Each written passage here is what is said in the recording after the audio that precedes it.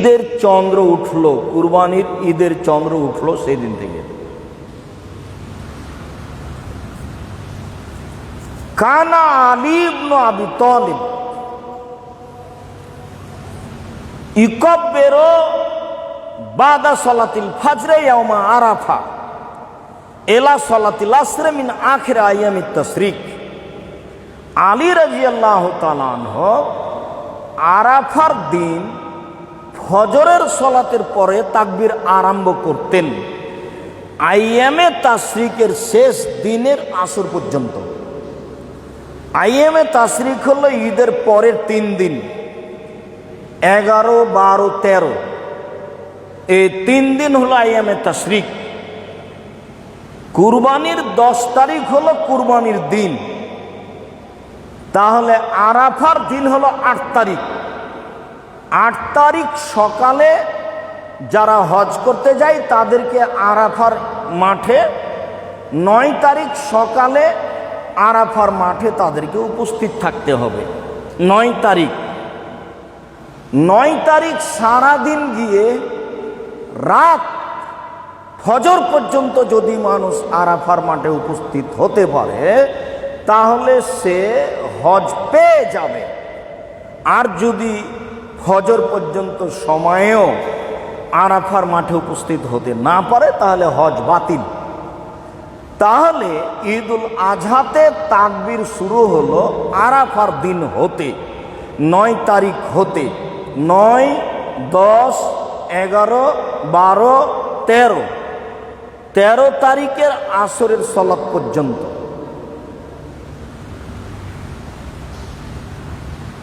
আন আব্দুল্লাহ ইবনে মাসউদ রাদিয়াল্লাহু তাআলা আনহু ইউকাব্বিরু ফি আইয়ামিত তাশরিক।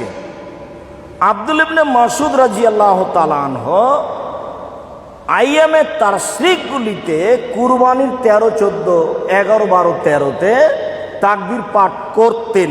এগুলো তিনি বলতেন আল্লাহু আকবার, আল্লাহু আকবার, লা ইলাহা ইল্লাল্লাহ, আল্লাহু আকবার, আল্লাহু আকবার, ওয়ালিল্লাহিল হামদ। শুধুমাত্র আব্দুল্লাহ ইবনে মাসউদ থেকে কি তাকবীর তা স্পষ্ট প্রমাণ হয়। আর কোনো হাদিস দিয়ে কি তাকবীর তা স্পষ্ট প্রমাণ হয় না। কেউ যদি আরো তাকবীর বলতে চায় তাহলে অন্যান্য তাকবীর বলতে হবে। যেমন বলতে হবে যে 4টি কালেমা অতীব উত্তম, তা হলো মানুষকে সামনের দিক থেকে রক্ষাকারী, তা হলো মানুষকে পিছন থেকে রক্ষাকারী জাহান্নাম হতে, তা হলো স্থায়ী শতামূল। সুবহানাল্লাহি আলহামদুলিল্লাহি ওয়া লা ইলাহা ইল্লাল্লাহু আল্লাহু আকবার। এই 4টে সুবহানাল্লাহি আলহামদুলিল্লাহি ওয়া লা ইলাহা ইল্লাল্লাহু আল্লাহু আকবার, এই তাকবীর পাঠ করা যায় তাকবীর হিসাবে। এছাড়াও আল্লাহু আকবার তাকবীর হিসাবে তাকবীর পাঠ করা যায়। কিন্তু আলহামদুলিল্লাহ কাসীরা সুবহানাল্লাহ বুকরাতাম ওয়াসিলা এটার কোনো প্রমাণ পাওয়া যায় না সহিহ সূত্রে। যদিচ ভালোবাসার খাতিরে একাধিক জায়গায় চলছে, ছেড়ে দিয়ে শুধুমাত্র আল্লাহু আকবার, আল্লাহু আকবার, লা ইলাহা ইল্লাল্লাহ, আল্লাহু আকবার, আল্লাহু আকবার, ওয়ালিল্লাহিল হামদ। আরো বলা যায় সুবহানাল্লাহি আলহামদুলিল্লাহি ওয়া লা ইলাহা ইল্লাল্লাহ, আল্লাহু আকবার, আল্লাহু আকবার, এই তাকবীরগুলি পাঠ করা যায়। তাহলে হাদিস দ্বারা প্রমাণিত হলো যে ঈদুল ফিতরের তাকবীর শুরু হবে ফজরের সালাতের পর থেকে নিয়ে ঈদের মাঠে এসে সালাত পর্যন্ত, অতিরিক্ত সারাদিন। তাছাড়া হাদিস দ্বারা প্রমাণ হয়। আর ঈদুল আজহার তাকবীর শুরু হবে কুরবানির চন্দ্রে 1 তারিখ থেকে নিয়ে 13 তারিখ পর্যন্ত এক টানা। অন্যথায় 9 তারিখ থেকে নিয়ে 13 তারিখ পর্যন্ত মোট 5 দিন, 9, 10, 11, 12, 13, দুটাই প্রমাণ, সবই সহিহ হাদিস। তবে 1 তারিখ থেকে নিয়ে 13 তারিখ পর্যন্ত বুখারী মুসলিমের হাদিস। এরপরে ঈদের মাঠে সলাত। ইবনে আব্বাস রাদিয়াল্লাহু তাআলা আনহু বলেন,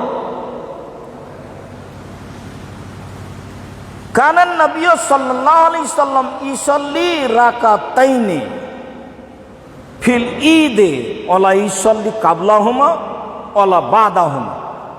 আল্লাহর নবী শুধুমাত্র ঈদের মাঠে 2 রাকাত সালাত আদায় করতেন, না আগে না পরে, আগেও পড়তেন না পরেও পড়তেন না।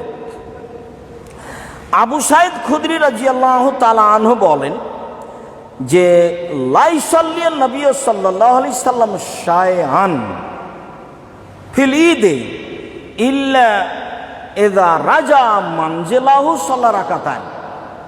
আল্লাহর নবী ঈদের মাঠে সালাত আদায় করতেন না ঈদের 2 রাকাত সালাত ছাড়া, তবে তিনি বাড়িতে এসে 2 রাকাত সালাত আদায় করতেন। এই সুন্নাতটা আজকে আপনাদেরকে পালন করার জন্য অনুরোধ জানাচ্ছি, যে বাড়িতে গিয়ে অজু থাকলে ভালো, না থাকলে 2 রাকাত সালাত আদায় করে নেবেন। আল্লাহর নবী ঈদের মাঠে ঈদের 2 রাকাত সালাত ছাড়া আদায় করতেন না, তবে ঈদের দিন ঈদের সালাত আদায় করে যখন বাড়িতে পৌঁছিতেন তখন 2 রাকাত সালাত আদায় করতেন বাড়িতে গিয়ে ঈদের দিন। আমরা যে এখানে এসে মসজিদে 2 রাকাত সালাত আদায় করছি, তো আমরা এই 2 রাকাত সালাত ঈদের দিনেরও নয় আর ঈদের জন্যও নয়। এইটা হলো মসজিদ যার, তার অনুমতি ছাড়া মসজিদে বসা নিষেধ। ও তো আর নিজে বসেননি আর ফেরেশতাকেও দায়িত্ব দেননি যে এই আগে 2 রাকাত সালাত আদায় করো তারপরে বসো, এরকম বলার কোনো ফেরেশতা নেই। তো মুহাম্মদ সাল্লাল্লাহু আলাইহি সাল্লাম নিজেই ঘোষণা দিয়ে দিয়েছেন যে মসজিদে বসতে হলে ঘরওয়ালার অনুমতি নিতে হবে, তারপরে বসতে হবে। তো ঘরওয়ালার অনুমতি কি? ঘরওয়ালার অনুমতি হলো 2 রাকাত সালাত। এইখানে আমাদের মাযহাবী ভাইরা এই বুখারী মুসলিমের হাদিসের সরাসরি বিরোধিতা করে যাচ্ছেন সারা জীবন।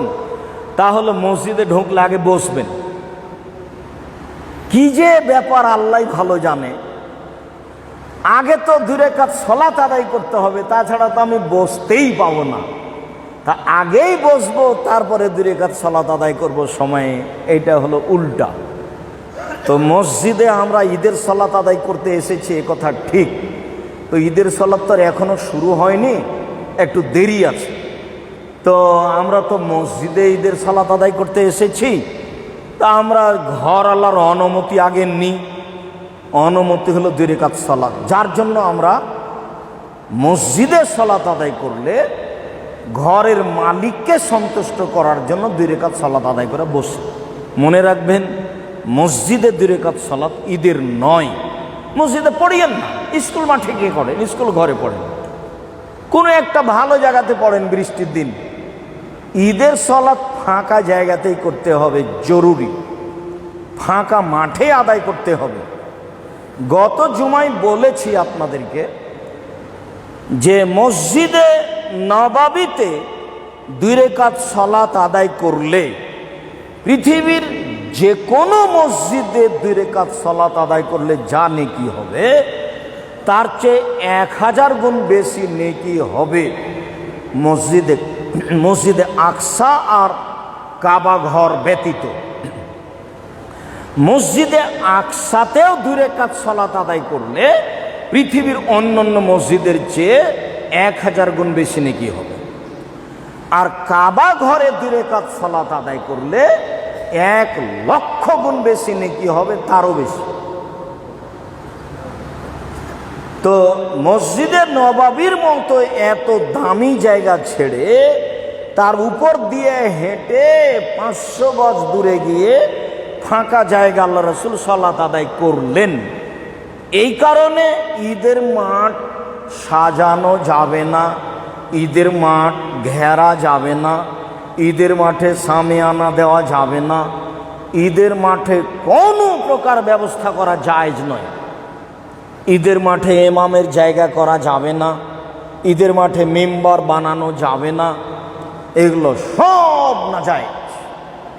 দুনিয়ার মানুষ করছে যে, তো দুনিয়ার মানুষই তো বেদাত করবে, শিরক তো মানুষই করবে, মানুষ তো বেদাতই করবে।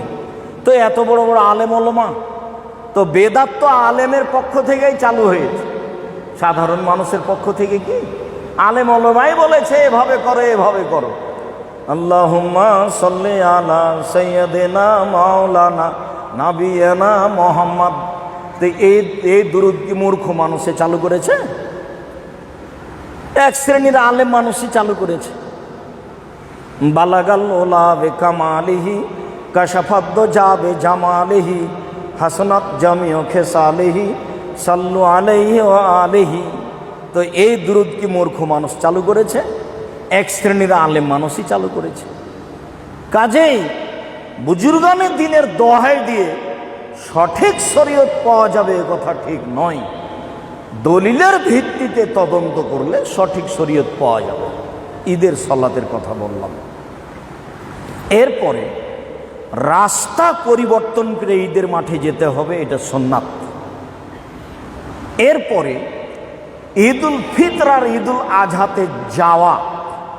আনাস রাদিয়াল্লাহু তাআলা আনহু বলেন, লা ইয়াগদু ইয়াউমাল ফিতরে হাত্তা ইয়াকুলু তামারাতিন ইয়াকুলুহুন্না বিতরান। আল্লাহর নবী ঈদুল ফিতরে না খেয়ে যেতেন না, তিনি খেতেন কয়েকটা খেজুর, আবার বিজোড় খেতেন। তাহলে শুধু খেজুর আবার হিসাব করে বিজোড় খেজুর।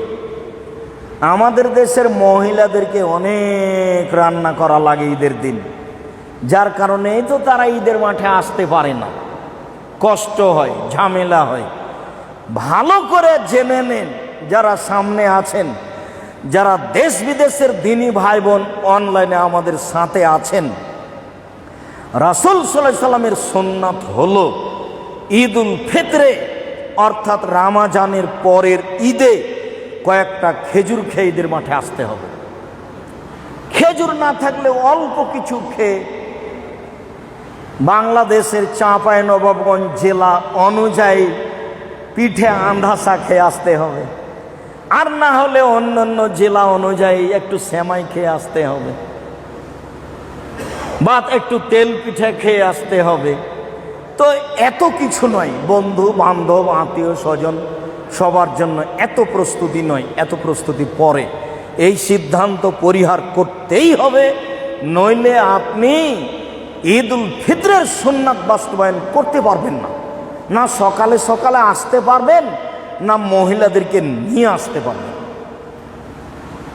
এরপরে বুরায়দা রাদিয়াল্লাহু তাআলা আনহু বলেন যে কানান নবী সাল্লাল্লাহু আলাইহি সাল্লাম ইয়াতআমু লা ইয়াগদু ইয়াউমাল ফিতরে হাত্তা ইয়াতআমা। আল্লাহর নবী ঈদুল ফিতরে না খেয়ে যেতেন না। ওয়ালা ইয়াতআমা ঈদ আল আজহা ইল্লা ইসাল্লিয়া। আর ঈদুল আজহাতে সালাত আদায় না করে খেতেন না। তাহলে বোঝা গেল ঈদুল ফিতরে খেয়ে যেতে হবে আর ঈদুল আজহাতে এসে খেতে হবে। কুরবানির গোশত খান আর যেটাই খান, এই সুন্নাত খুব ভালো করে মনে রাখেন যে ঈদুল ফিতরে খেয়ে যেতে হবে আর ঈদুল আজহাতে এসে খেতে হবে। এরপরে মহিলারা,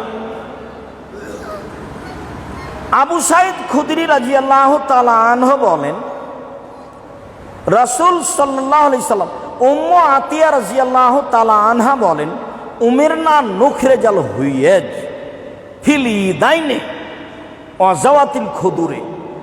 আমাদের মহিলাদেরকে ঈদের মাঠে যেতে আদেশ করা হয়েছে, যুবতীদেরকেও আদেশ করা হয়েছে।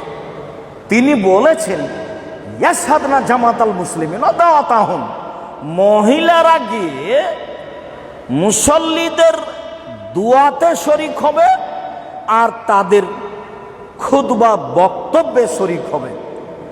তো ঈদের মাঠে মুসল্লিরা কি দোয়া পড়ে সেইটা আবার মুসলিমে এসেছে, ইউকাব্বিরনা মান নাসে, মহিলারাও পুরুষের সাথে তাকবীর পাঠ করবে, আল্লাহু আকবার, আল্লাহু আকবার, লা ইলাহা ইল্লাল্লাহ, আল্লাহু আকবার, আল্লাহু আকবার, ওয়ালিল্লাহিল হামদ। তারা বাড়ি থেকে বের হয়ে বলতে বলতে আসবে, ঈদের মাঠেও পড়বে এবং বক্তব্য শুনবে।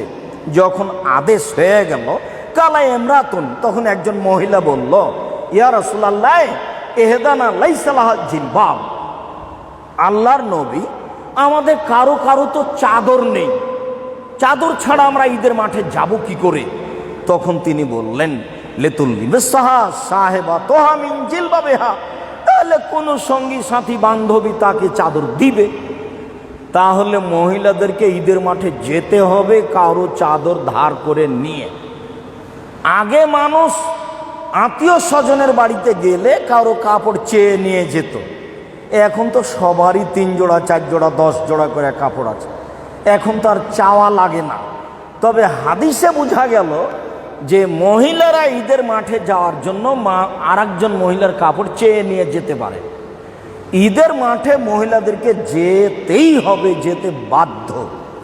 জুমা মসজিদে যাওয়া ভালো, 5 ওয়াক্ত সালাত বাড়িতে ভালো। মহিলাদের জন্য 5 ওয়াক্ত সালাত বাড়িতে ভালো, জুমা মসজিদে যাওয়া ভালো, ঈদের মাঠে যেতে বাধ্য।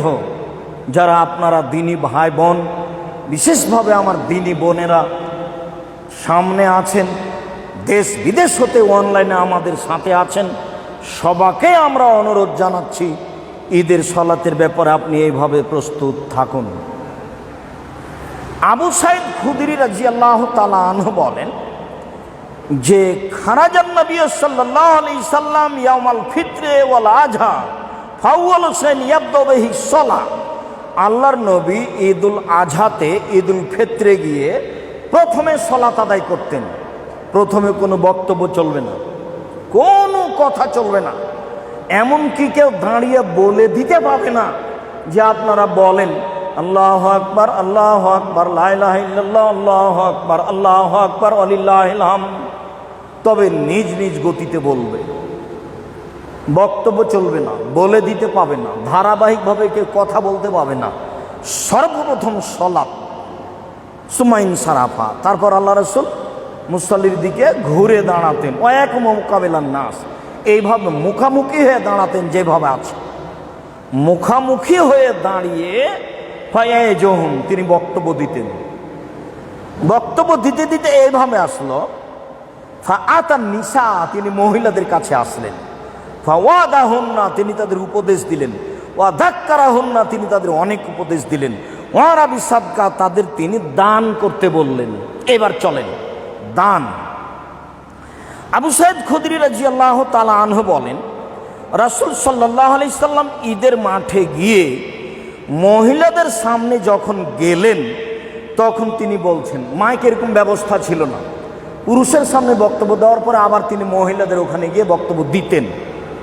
তো বক্তব্যে তিনি বললেন যে ইয়া মাশারান নিসায়ে তাসাদ্দাকনা, সে হে উপস্থিত মহিলা জনগণ, তোমরা শোনো, তোমরা দান করো। কেন? ফাইনি উরিতুকুন্না আকসার আহলিন নারে, আমি তোমাদেরকে বেশিরভাগ জাহান্নামে দেখছি। জাহান্নামে শুধু মহিলার মহিলা। তোমরা দান করো, ইবাদতের সাথে সাথে দানই তোমাদেরকে জাহান্নাম থেকে বাঁচাতে পারে। এই কথাটা বলার পরে মহিলাগণ চট করে বলে বসলো, মদিনার মহিলারা আবার খুব সতর্ক, মদিনার মহিলারা বলে বসলো, অবেমা, কেন আমরা বেশি জাহান্নামে যাব? তখন তিনি উত্তরে 3টে কথা বললেন। 1, তুকসিরনা লানা, তোমরা অল্পতি মানুষের উপরে অভিশাপ করো। 2, তাকফুরনাল আশিরা, স্বামীকে মেনে চলো না, অল্পতেই স্বামীর অকৃতজ্ঞ হয়ে যাও। আর এখন তো বোকা মানুষের খালি রাগ উঠলি বউকে তালাক। যত মানুষ জিজ্ঞাসা আমাকে করে জিজ্ঞাসার শতকরা 30টা জিজ্ঞাসা আছে বউ তালাকের, রাগ করে তালাক দিয়েছে। 30টার মধ্যে শতকরা 25টাই রয়েছে যারা বহির্বিশ্বে থাকে, বউ বাড়িতে আছে, বহির্বিশ্বে আছে, রাগ করে দেবরের সাথে কথা বলেছে, তখন তালাক দিয়ে দিয়েছে। তা আমি বলছি যে মারতে বলিনি, কিন্তু তালাক মুখে না বলে তো দুটো মারা যায়। রাগটা আপনি মেরে কমান, তালাক দিয়ে কমাচ্ছেন কেন? তালাক দিলে তো শেষই হয়ে গেল। ফল গাছ উঠিয়ে যদি ফল খান মোলা শাকের মতো, মোলায়ের মতো, তাহলে আর কিছু থাকলো না। আর যদি গাছ থেকে পাতা খেতে থাকেন তাহলে গাছটা অন্তত থাকলো, আবার বের হবে। তালাকে দিয়ে দিলেন তো আবার কাল তালাক দিবেন কাকে? তাহলে আবার তালাক দিতে হলে আবার বিবাহ করতে হবে, কত ঝামেলা আছে, কত সমস্যা আছে। তো স্বামীকে মেনে চলে না, 2, 3 এটা কঠিন। মেরাই তো মিন নাকিস তাকলিন দীনিন আধাবিল রাজুল হাজিম মিন এহদাকুন্না। আমি দেখিনি তোমাদের চেয়ে কাউকে বুদ্ধিমানের বুদ্ধিকে নষ্ট করতে পারো। আমি দেখিনি তোমাদের চেয়ে কাউকে যে বুদ্ধিমানের বুদ্ধিকে নষ্ট করতে পারো। তোমরা এমন জাতি যে বুদ্ধিমানের বুদ্ধিকে নষ্ট করতে পারো। একটু হাসি মুখে কথা বললে বুদ্ধিমানের বুদ্ধি হারিয়ে যায়। তখন তোমাকে বলে তোমার নাম কি, বাড়ি কোথায়, কোন ক্লাসে পড়ো, আর অনেক কথা। একবার যদি হাসি দিয়ে কথা বলে মহিলা মানুষ, তাহলে আপনার বুদ্ধি যা আছে তার শতকরা 90% হারিয়ে যাবে। 10% দিয়ে টিকে থাকা খুব কঠিন। তাই রাসূল সাল্লাল্লাহু আলাইহি ওয়াসাল্লাম বলছেন, দেখিনি তোমাদের চেয়ে কাউকে যে বুদ্ধিমানের বুদ্ধিকে নষ্ট করতে পারে। তোমরা এমন জাতি যে বুদ্ধিমানের বুদ্ধিকে নষ্ট করতে পারো। এই 3টা বললেন কারণ বেশিরভাগ জাহান্নামে যাওয়ার। তো এই কথাটার আর কোনো কথা বললেন না। মহিলাগণ আবার বলে বসলেন, অমা নোকসান আকলে নেওয়া দিনে না, আমাদের বুদ্ধি কম। কিভাবে? আমাদের দিন ধর্ম কম, এটা কিভাবে? তোমাদের বুদ্ধি কম হওয়ার পরেও, তোমাদের দিন ধর্ম কম হওয়ার পরেও তোমরা এমন জাতি যে বুদ্ধিমানের বুদ্ধিকে নষ্ট করতে পারো। তোমাদের বুদ্ধি কম হওয়ার পরেও, তোমাদের দিন ধর্ম কম হওয়ার পরেও তোমরা বুদ্ধিমানের বুদ্ধিকে নষ্ট করতে পারো। তখন বললেন, আমাদের দিন কিভাবে কম, আমাদের বুদ্ধি কিভাবে কম? তখন আল্লাহ রাসূল বলছেন, কেন? আলাইসা শাহাদাতুল বারাতে মিসলা নিসফে শাহাদাতুর রাজুলে।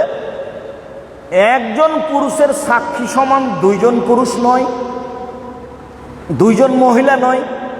একজন পুরুষ সমান 2 জন মহিলা সাক্ষী দিতে গিয়ে। যদি সাক্ষী দেওয়া লাগে মহিলাকে, তাহলে একজন পুরুষ সমান কয়জন লাগবে? 2 জন মহিলা লাগবে। তখন বলছেন, হ্যাঁ হ্যাঁ ঠিক বলেছেন, এটাই তো।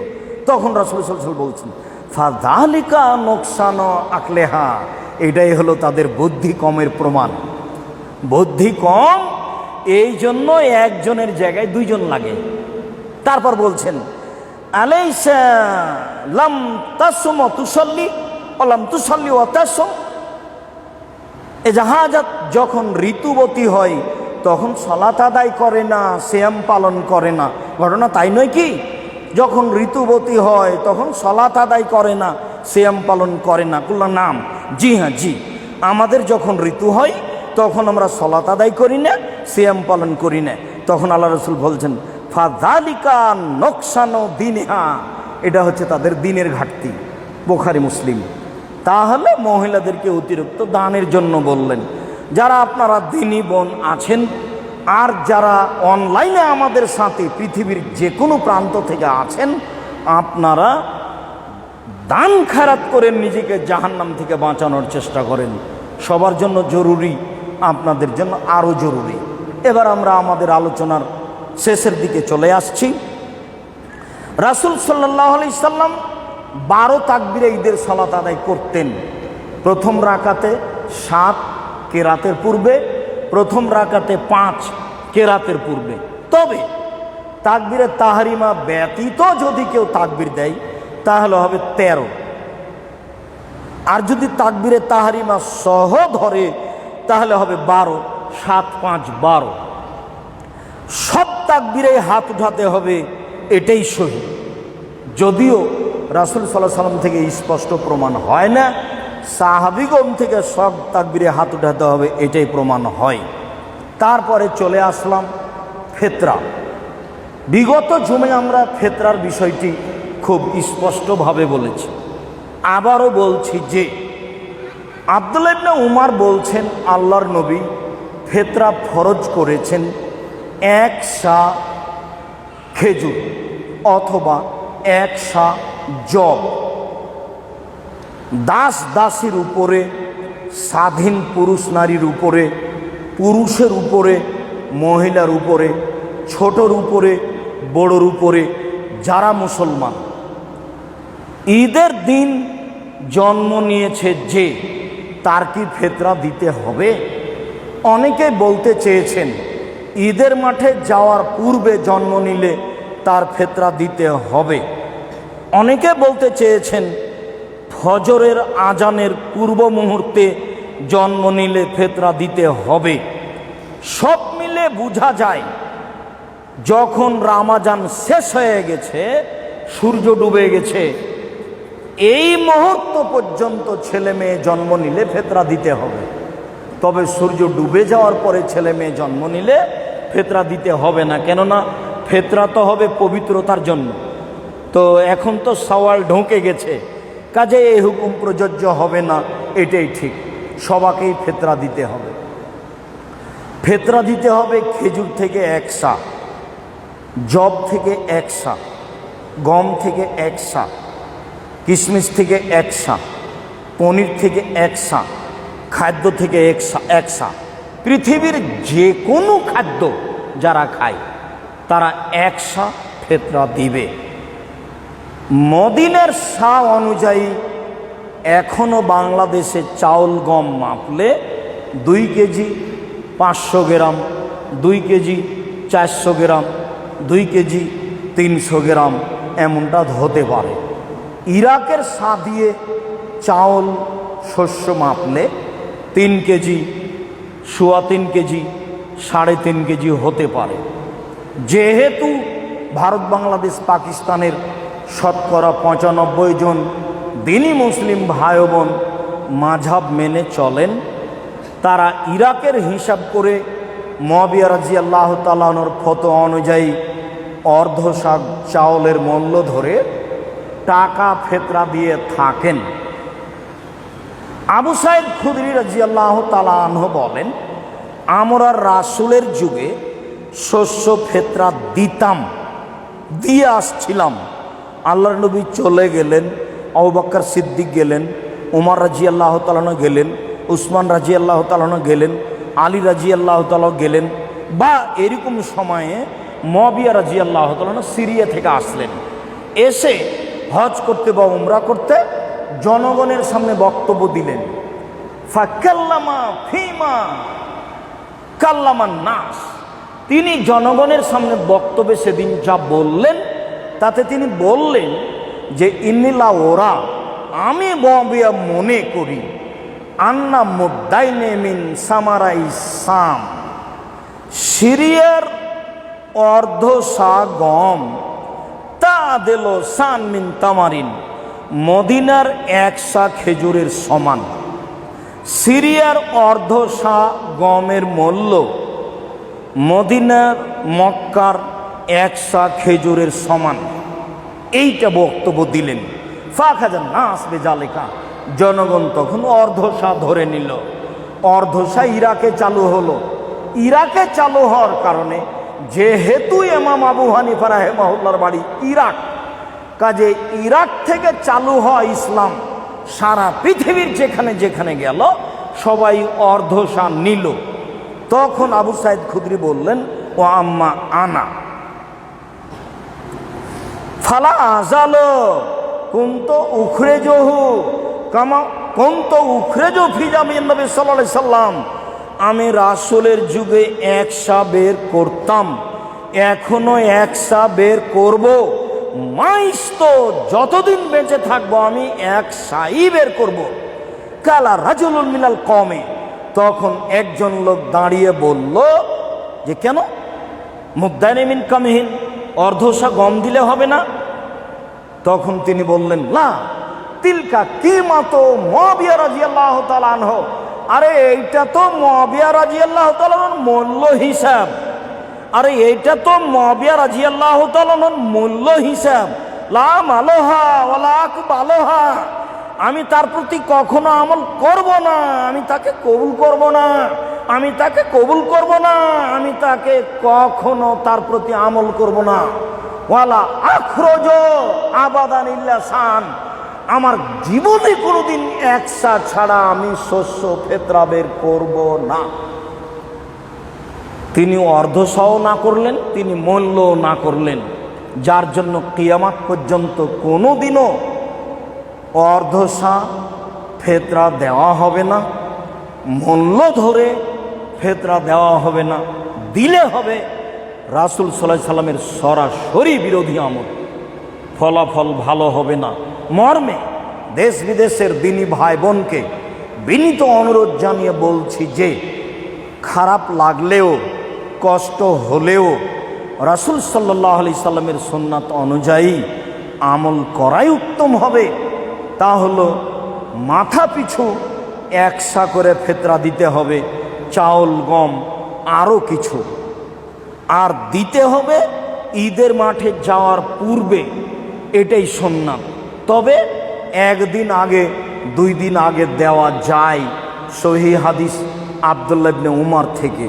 বন্টন ঈদের দিনই করতে পারেন, একদিন আগে বের করলে আগেও করতে পারেন, ঈদের সালাতের পরে করেন, বন্টনের হিসাবটা প্রয়োজন অনুযায়ী হবে, তবে আদায় হবে ঈদের দিনে সকালে, অন্যথায় ঈদের একদিন আগে, অন্যথায় ঈদের 2 দিন আগে। সম্মানিত মুসল্লি দিনী মুসলিম ভাই বোন, আমরা আপনাদেরকে ঈদের সালাত এবং ফেতরা নিয়মকানুন সময় সম্পর্কে এক গুরুত্বপূর্ণ বিস্তারিত তথ্যবহল বিবরণ দেওয়ার চেষ্টা করছিলাম। আমি তাতে আলোচনায় বলেছিলাম একটা পর্যায়ে যে আপনারা জামিয়া সালাফিয়ার মাঠে যখনই ঈদের সালাত আদায় করতে আসবেন তখনই খালি আসবেন না, পকেটে কোনো সময় খালি বের হবেন না। ভুলে গিয়ে যদি বের হয়ে যান আবার ঘুরে যাবেন, 50টা হোক, 200টা হোক, 500টা হোক, 1000 হোক, 10 টাকা হোক, ঈদের মাঠে এসে দান করবেন, এটাই ছিল রাসূলের সুন্নাত। আমি দিনী বোনদেরকে বলছি আপনাদের জন্য জরুরি ঈদের মাঠে বের হবেন কিছু দান নিয়ে। আপনাদেরকে যে বলছি আমি, যখনই আপনারা বাইতুল হাম জামে মসজিদ, জামিয়া সালাফিয়া ডাঙ্গিপাড়া পবা রাজশাহী, জামিয়া সালাফিয়া হাটাবো বীরহাটাবো রূপগঞ্জ নারায়ণগঞ্জ ঢাকা, জামিয়া সালাফিয়া তেঘরা বিরল দিনাজপুর, এইসব মসজিদে সালাত আদায়ের জন্য যখন বের হবেন তখন কম হোক বেশি হোক পকেটে কিছু পয়সা নিয়ে বের হবেন, কোটাটা যেন আপনার সামনে দিয়ে খালি পার না হয়ে চলে যায়। এ ব্যাপারে আমাদের পক্ষ থেকে আপনাদেরকে আন্তরিকভাবে অনুরোধ থাকছে, বিশেষভাবে অনুরোধ থাকছে।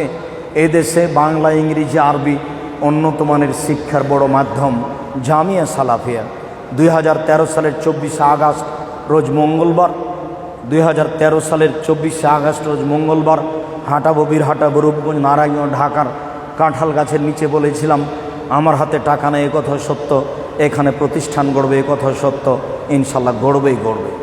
জামিয়া সালাফিয়া হাটাবো বীরহাটাবো রূপগঞ্জ নারায়ণগঞ্জ ঢাকা এখন প্রায় 50 বিঘা জমির ওপরে অবস্থান করে। সেখানে একটি মসজিদ হবে, বাইতুল হাম নামে মসজিদ, যার জন্য 200 শতক জমি বরাদ্দ করা হয়েছে, যার মাটি টেস্ট চলছে, শেষ হয়ে গেছে, এখন পাইলিং আরম্ভ হবে, পাইলিং শেষ হলেই নির্মাণের কাজ শুরু হবে, যার একতলাতে প্রায় 10,000 মানুষ সালাত আদায় করতে পারবে। উত্তরবঙ্গে আপনাদের আল্লাহর পক্ষ থেকে বিশেষ দয়া জামিয়া সালাফিয়া ডাঙ্গিপাড়া পবা রাজশাহীর বাইতুল হাম জামে মসজিদ, ঢুকলেই একটু আরাম লাগে, গায়ে বাতাস লাগছে, ফিরি ফিরি ঢুকলাম। মসজিদে নবাবিতে ঢুকেছেন কি না জানি না, মসজিদে নবাবিতে ঢুকলে বিশাল ফাঁকা জায়গায় ঢুকছি, বেশ একটু বাতাস গায়ে গায়ে লাগছে, আরাম লাগছে, এরকম মনে হয় একটা ফ্রি বিশাল জায়গা। এটা আপনাদের জন্য বিশাল নেয়ামত। আমি দুঃখিত এটা আমারই দুর্বলতা যে ডাঙ্গিপাড়ার পুরুষ নারীকে আমি বুঝাতে পারলাম না। আমার ব্যর্থতা কোথায় আছে, হয়তো বা আছে। এরপরে বলতে চাই, এমনটাও হতে পারে যেখানে ইসলাম ছড়াই সেখানে মানুষ প্রকৃত ইসলাম পায় না। এই মসজিদের সাথে বৈরী ভাব দেখে কি হবে? এই ঈদের মাঠের সাথে বৈরী ভাব দেখে কি হবে? কি এমন সুবিধা ভোগ করা যেতে পারে? কিছুই না, শুধুমাত্র হিংসা বিদ্বেষ বাড়বে মাত্র। এরকম একটা বিশাল মসজিদ, উত্তরবঙ্গে এত বড় মসজিদ নাই। আর এত বড় মসজিদ, এত বড় মাদ্রাসা এ দেশে আহলে হাদিসের নাই।